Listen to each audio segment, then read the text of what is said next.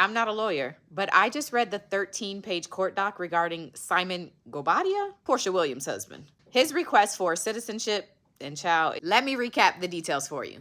The doc starts off with a timeline of Simon and his run-ins in the U.S.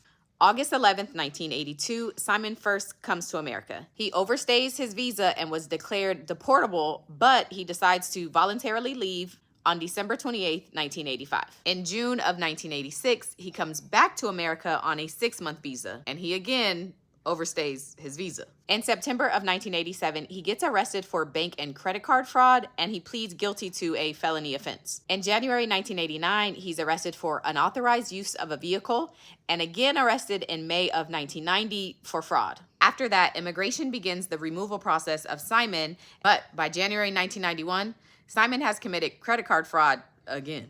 A judge eventually orders that Simon be deported, and on March 4th, 1992, the doc says that Simon was, quote, deported and physically removed from the U.S.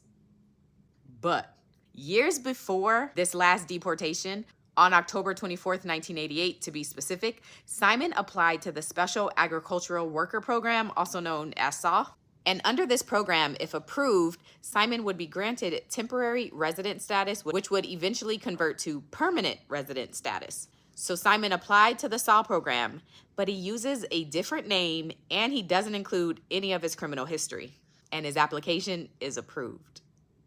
Okay, so on March 4th, 1992, Simon gets deported and physically removed from the U.S., but 26 days later, Simon gets his permanent residency card under the SAW program. The docs then jump to over 20 years later, so it's not clear when he returned to the U.S. after being deported in 1992. But on December 22nd, 2016, Simon applies for naturalization under the second identity that he used with the SAW program. But that naturalization application was denied by immigration because, according to them, his temporary resident status was unlawfully granted. 4 years after that first application, Simon applies again for naturalization.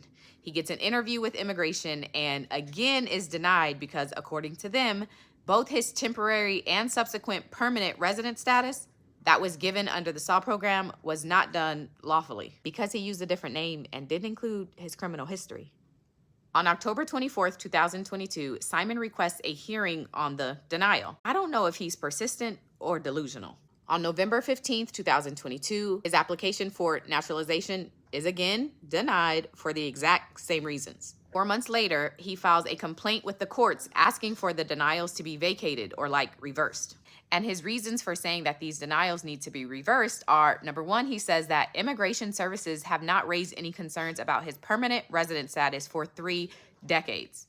Basically, he's saying he hasn't caused any problems or been arrested in 30 years. Second reason is he says he should not be made to, quote, bear the burden of the government's mistakes.